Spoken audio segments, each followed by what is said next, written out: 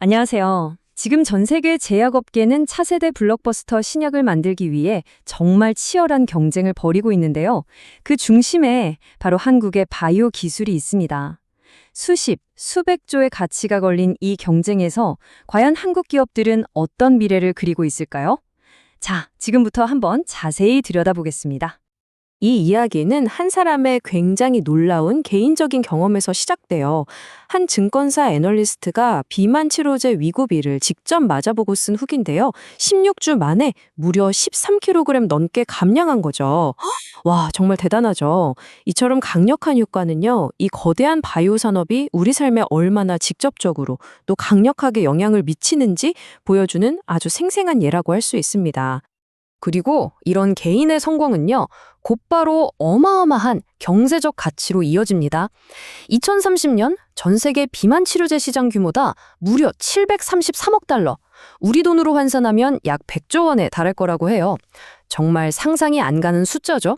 이 거대한 시장을 누가 먼저 차지하느냐, 바로 이 경쟁이 지금 이 순간에도 벌어지고 있는 겁니다. 하지만 이렇게 혁신적인 기술만 있다고 해서 모든 게 다 해결되는 건 아닙니다. 이 기업들 앞에는요, 예측하기 힘든 아주 거대한 파도가 놓여 있는데요. 바로 정치라는 변수입니다. 특히 세계에서 가장 큰 시장인 미국에서 두 가지 정책 리스크가 있어요.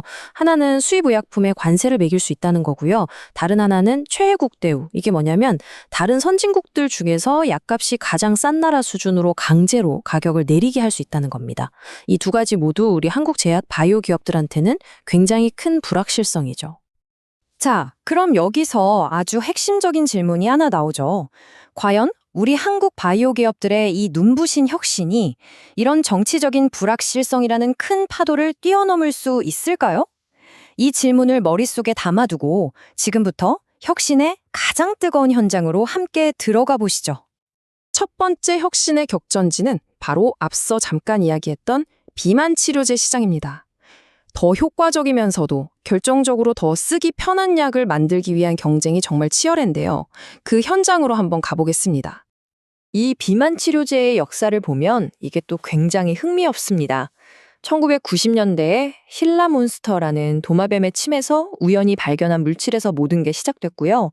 그게 발전해서 2010년대에는 우리가 잘 아는 GLP-1 주사제가 시장의 문을 활짝 열었죠. 그리고 지금은요, 여러 호르몬을 동시에 타겟으로 하는 다중작용제로 진화하고 있습니다. 여기서 계속 나오는 GLP-1, 이게 도대체 뭘까요? 이건 우리가 음식을 먹었을 때 장에서 나오는 호르몬의 일종이요. 이게 혈당을 조절해주고 또 뇌에 신호를 보내서 이제 배부르다 하고 식욕을 억제하는 아주 핵심적인 역할을 합니다. 요즘 나오는 대부분의 비만 치료제는 바로 이 GLP-1의 원리를 이용하는 거죠. 그런데 여기서 정말 재밌는 게 뭔지 아세요? 바로 환자들이 진짜로 원하는 게 뭔지 보여주는 데이터입니다. 보세요. 무려 62%가 넘는 환자들이 일주일에 한 번 맞는 주사보다 매일 먹는 알약, 즉 경구용 치료제를 훨씬 더 선호한다는 겁니다. 이건 뭘 의미할까요? 효과 좋은 먹는 약에 대한 수요가 정말 어마어마하다는 거죠. 그래서 이 업계의 최종 목표, 이른바 성배는 바로 이겁니다. 효과 좋고 먹기 편한 알약, 매번 병원에 가거나 직접 주사를 놓는 불편함 없이 그냥 물이랑 같이 꿀꺽 삼키면 끝나는 약 말이죠. D&D 파마텍 같은 우리 기업들이 오라링크 같은 독자적인 기술로 약이 몸에 잘 흡수되게 만들어서 이 꿈을 현실로 만들고 있습니다. 자, 그런데 이 혁신이 비만 치료제에만 머무는 게 아닙니다. 이제 또 다른 핵심 분야, 바로 항암 치료로 넘어가 볼 텐데요. 암세포만 아주 정밀하게 공격하는 훨씬 더 똑똑한 무기들이 개발되고 있습니다. 여기서 등장하는 획기적인 기술이 바로 항체 약물 접합체 ADC입니다. 이름은 좀 어렵지만 원리는 아주 기가 막힙니다. 말 그대로 유도 미사일이라고 생각하시면 딱 맞아요. 암세포만 정확하게 찾아가는 항체에 아주 강력한 항암 약물을 딱 붙여서 보내는 거죠. 그래서 정상세포는 최대한 건드리지 않고 암세포만 골라서 파괴하는 겁니다. 자, 그럼 이 유도 미사일이 어떻게 작동하는지 한번 볼까요? 먼저 항체가 레이더처럼 암세포 표면에 있는 특정 목표물을 찾아냅니다. 그리고는 거기에 착 달라붙죠. 그 다음에 자기가 싣고 온 강력한 독성 폭탄, 즉 약물을 암세포 안으로 쏙 집어넣어서요. 세포를 안에서부터 터뜨려버리는 겁니다. 리가켄바이오 같은 한국 기업들은 여기서 아주 영리한 바이오베스트 전략을 쓰고 있어요.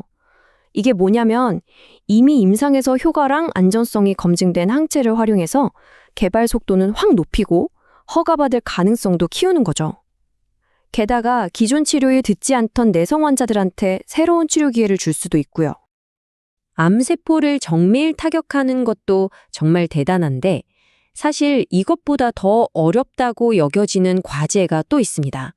바로 우리 뇌에 아주 강력한 방어벽을 뚫고 그 안에서 벌어지는 병을 치료하는 겁니다. 이 숫자가 그 어려움을 한 번에 보여줍니다. 98%. 이게 뭐냐면요. 혈뇌장벽이라는 뇌의 방어막에 막혀서 뇌 속으로 들어가지 못하는 약물의 비율이에요. 그러니까 약 100개를 만들면 98개는 그냥 튕겨 나온다는 뜻입니다. 알츠하이머나 파킨슨병 같은 뇌질환 치료가 왜 그렇게 힘든지 바로 알 수 있죠. 이 단단한 성벽을 뚫기 위해서 과학자들이 생각해낸 게 바로 트로이 목마 작전입니다. 뇌가 필요로 하는 물질인 척 위장한 셔틀에 치료제를 몰래 태워서 들여보내는 건데요.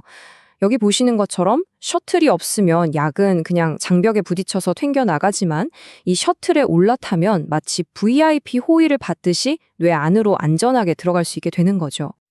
그런데 이 분야에서 우리나라 기업이 정말 엄청난 기술력을 보여주고 있습니다. 이 그래프 좀 보세요. ABL 바이오의 그래퍼디 B라는 기술이 글로벌 거대 제약사인 로슈의 기술보다 뇌 안으로 약물을 전달하는 효율이 이건 뭐 비교가 안 될 정도로 압도적으로 높죠. 이게 바로 기술력이고 핵심 경쟁력입니다. 이런 압도적인 기술력이 있으니까 당연히 글로벌 빅파마들이 가만히 있겠어요? 사노피, GSK 같은 곳에서 바로 러브콜을 보내서 수조 원대 기술 수출 계약을 맺은 겁니다. 약물 전달도 잘 되고 나이가 들어도 효과에 영향이 적고 빈혈 같은 부작용 위험도 낮으니까요. 그야말로 기술의 잠재력을 제대로 인정받은 거죠. 자, 지금까지 비만, 항암, 그리고 뇌질환까지 정말 다양한 분야의 혁신을 살펴봤는데요. 그럼 이 모든 게 세계 무대에서 우리 한국 바이오 산업에 어떤 의미를 갖는 걸까요? 한마디로 말해서 한국 바이오 산업의 체질이 완전히 바뀌고 있다는 겁니다.